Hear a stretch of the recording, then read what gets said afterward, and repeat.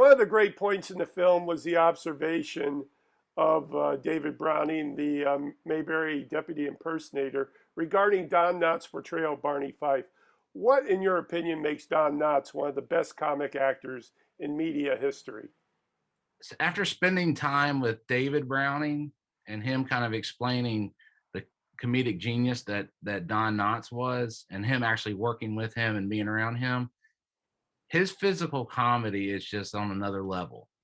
And when you think of of Jim Carrey and people like that, the physicality of their humor is so hard to match because it takes so much energy, but then it also takes so much finesse, and it also takes so much Right.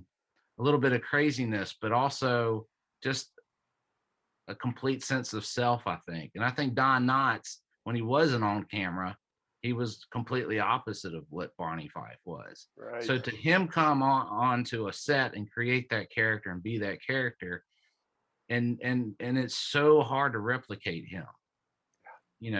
David Browning's probably the closest to it, Right. but to have Barney is the big draw. Yeah. I think Yeah. he was the big draw for the Andy Griffith Show, and so today I still think that holds up. You're making a low budget documentary that you know will require a lot of film video clips that other people own. How did you approach securing what you needed for the doc, and what was your best find?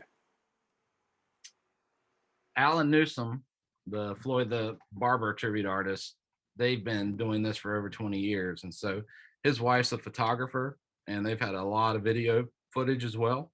Mm-hmm. So just him being part of the documentary in my corner, having access to their archive was great.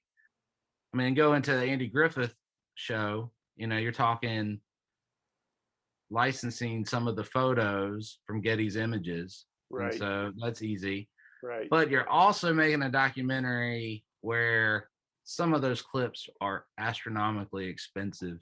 Right. And as an independent filmmaker, it is very, very hard to spend all that money on 3 seconds of footage. So, because of 3 years of grad school schooling and learning about fair use and getting a very good fair use lawyer, there might have been a few clips there that have been fair use in the film, but they're tastefully done. Yeah. And they really kind of surround the story that's being told, and nothing's taken, for granted, nothing's taken out of context.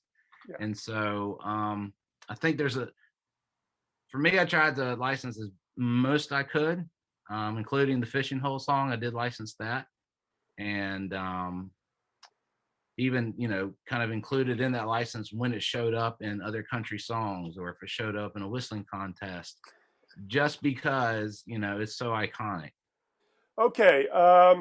You directly addressed the lack of black people as main characters in Mayberry, and ironically, the series had switched to color when a person of color finally got a speaking role.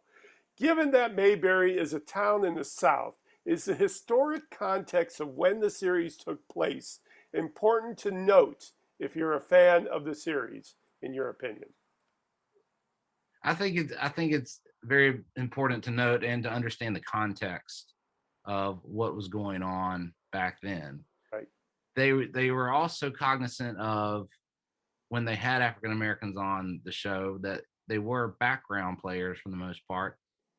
But if you literally go look for them in a lot of those shots, they're interacting with the white people just as well as anybody else. Right. And there was no conflict there. And so I think, to me, that's a little bit of forward thinking on the filmmaker's parts, and Andy Griffith. And I know he was a big supporter and wish he could have done more, Right. to add, African Americans into the show, to kind of critique about what's going on, what happened in the past with the older TV shows. Now with the 2020 hindsight, Right. it's hard for me to even start an argument or have a conversation about that, because I just say you have to figure out the context. And yeah, if you do the research, if you ask the right questions, you'll find out more information than what you just think about the show. And so there were over 50 African Americans in the Andy Griffith Show. Right. Interesting. But what happens is, when someone from the show passes away, you'll see a ton of articles pop up on the internet about the Andy Griffith Show. Most of them good, but then there's always a few people there stating it was a white show. It was all white actors and actresses. There were no blacks on the show. But I really don't think they've done their legwork to really understand the show. This last question, finally, what is your favorite episode of the Andy Griffith Show, and how do you think that particular episode represents the feelings of your documentary? So my favorite episode from the Andy Griffith Show is Citizen's Arrest.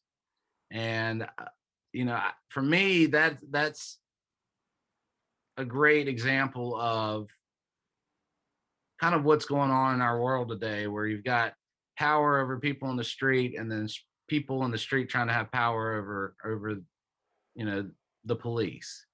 And it's just this ongoing, just kind of cyclone. And but we also have to find a way where the police are kind of a little bit more like Andy Griffith in their approach towards other people, and to not carry a gun or not carry a bullet or only carry one bullet seems crazy, but the whole psychology behind it is kind of fascinating. But I mean, that is a huge problem that not a sitcom from the 60s can solve. But I do think it's kind of, I think it does speak to what is going on today. And if we could just literally listen to the lessons and the morals in the show, and kind of help our neighbors, reach out to people in trouble, encourage the police, encourage people that need help, whoever's from the holler on down to, the Dillards or on the back of the truck, helping anybody that we can, then I think we can get out of that cyclone and that constant spin of going back and forth and whose fault things are. So I think that's most symbolic, I think. This is Patrick McDonald for HollywoodChicago.com. Copyright 2021.